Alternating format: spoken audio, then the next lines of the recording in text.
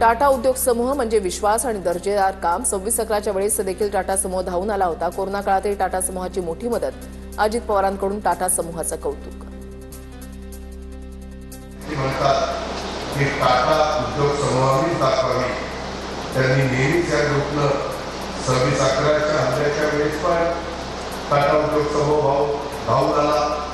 तुम्हाला किती लोकांना माहिती आता मला माहित नाही, परंतु कोरोनाचं संकट आलं त्यावेळेस टाटा उद्योग समूहाने पहिल्यांदा 1,500 कोटी रुपये त्या कामाच्या करता दिले होते आणि नंतर पण सातत्याने जी काही मदत करायला पाहिजे त्याच्या पद्धतीने ते मदत करतच होते।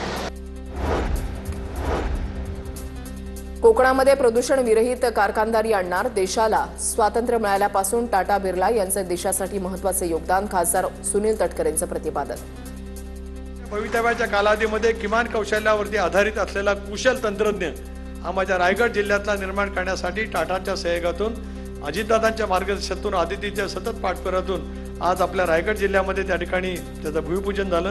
टाटाच्या इन्स्टिट्यूटने मान्य केलं की आम्ही 6 महिन्यामध्ये ते सुरू करू। जालना शहरामध्ये जिल्हा काँग्रेस कमिटीची बैठक। कैलास गोरंट्याल यांनी काँग्रेस पक्षाला सोडचिठ्ठी दिल्यानंतर पहिलीच बैठक। हायकमांडनं आदेश दिले तर स्वबळावर लढू। खासदार कल्याण काळे यांची प्रतिक्रिया। असं ठरलं हायकमांडकडून की आपण आपल्या पायावर आपल्या परीने लढू, तसे लढू। तो निर्णय स्वबळाचा हायकमांड तिन्ही पक्षाचे प्रमुख नेतृत्व करेल आणि तो निर्णय आम्ही पुढे अंमलबजावणी करू। जालन्यामध्ये भाजपनं त्यांचा महापौर घोषित करून दाखवावा। कैलास गोरंट्याल यांनी काँग्रेस सोडल्यानंतर खासदार कल्याण काळेंचं भाजपला आव्हान। भाजपचा महापौर कोण याच्यावर जर का त्यांनी कैलास शेटला डिक्लेअर केलं की आमचे महापौर अमुक अमुक, तर मी आपल्या समोर पुढच्या वेळेला चांगलं स्टेटमेंट देईल। भाजपने डिक्लेअर करावं की आमचा महापौर अमुक अमुक राहील। वाट पाहतो यांच्या डिक्लेरेशनची, त्यांनी घोषित करावं। तुमचं आव्हान आहे आमचं निश्चितच भाजपला आव्हान आहे की तुम्ही तुमचा महापौर आज घोषित करून दाखवा। ठाकरे बंधू एकत्र आले आहेत, पण ते निवडणुकीमध्ये एकत्र राहणार नाहीत असा दावा केंद्रीय राज्यमंत्री रामदास आठवले यांनी केलाय। मराठीच्या नावाखाली त्यांनी इतर भाषिक लोकांना नाराज केलं असंही आठवले म्हणाले। ठाकरे बंधू एकत्र आलेले आहेत, पण ते निवडणुकीमध्ये एकत्र राहतील की नाही ते सांगता येत नाही आहे। आणि जरी दोन बंधू जर एकत्र आलेही तरी मराठीच्या नावाने त्यांनी इतर भाषिकांना नाराज केलेलं आहे। मुख्यमंत्री होण्याचं स्वप्न कोणीही बघू शकतो, मलाही वाटतं मी मुख्यमंत्री व्हावं। जितेंद्र आव्हाडांचं वक्तव्य। काय वाईट आहे, कोणीही मुख्यमंत्री होण्याची स्वप्न बघावीत, त्याच्यात काय मला काय म्हणजे स्वप्न बघणं हा प्रत्येकाचा अधिकार आहे। मला पण वाटतं मुख्यमंत्री व्हावं, मी पण रात्री कधी कधी स्वप्न बघत असतो। स्वप्न बघणं हा गुन्हा नाही, तो नैसर्गिक अधिकार आहे, तो नैसर्गिक अधिकार आहे। आता झोपल्यानंतर आपल्या हातात असतं काय स्वप्न कुठलं पडावं, तो नैसर्गिक आहे ना। स्वप्न पडणं हे निसर्गाचा नियम आहे। नैसर्गिक अधिकारावरती कसं काय बोलायचं आपण। राहुल गांधींनी निवडणूक आयोगाला पुरावे देण्यापूर्वी 2029ची निवडणूक झालेली असेल। राहुल गांधींनी निवडणूक आयोगावर केलेल्या आरोपांवर संजय शिरसाटांचा गांधींना टोला। आताही त्यांचा पराभव त्यांना पचवता आलेला नाही, म्हणून त्यांची ही बडबड चालू आहे। पुढच्या 29ला जर पुरावे देतील त्या टायमाला नवीन निवडणूक लागलेली असेल।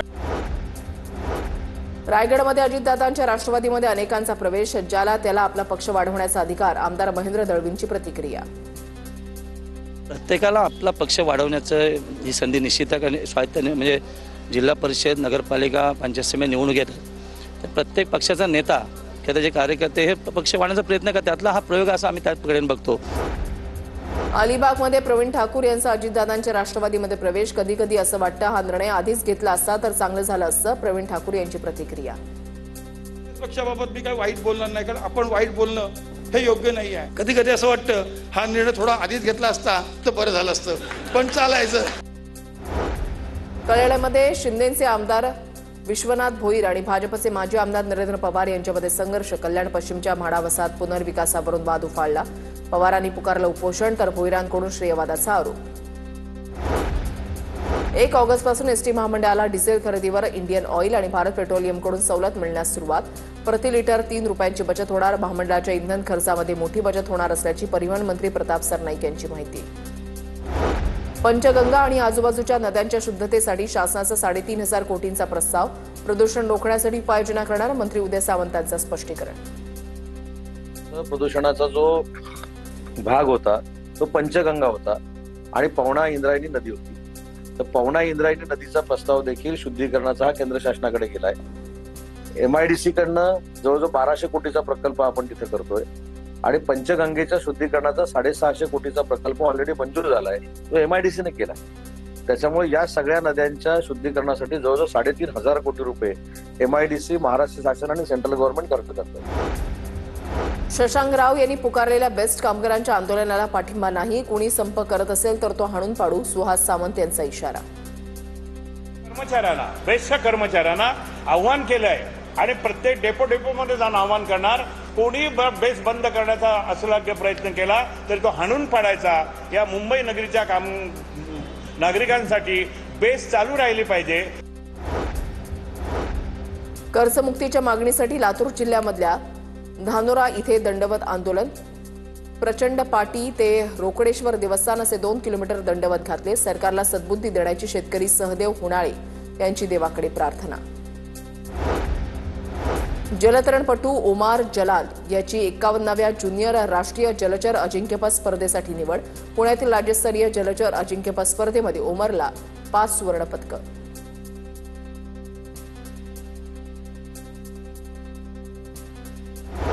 हिंगोलीच्या सेनगाव इथल्या तालुका आरोग्य कार्यालयामध्ये माकडांचा उपद्रव दिसून आला. कार्यालयामध्ये कर्मचारी अधिकाऱ्यांच्या गैरहजेरीमध्ये माकडांनी उच्छाद मांडल्याचा व्हिडिओ सोशल मीडियावर व्हायरल. जळगावच्या 40 गावामध्ये जप्त केलेल्या 65 कोटींच्या ड्रग्ज प्रकरणाचे आंतरराष्ट्रीय कनेक्शन. पोलिसांच्या तपासामध्ये माहिती समोर. ड्रग्ज श्रीलंकेमध्ये जात असल्याची माहिती. तमिळनाडू इथून दुसऱ्या आरोपीला अटक.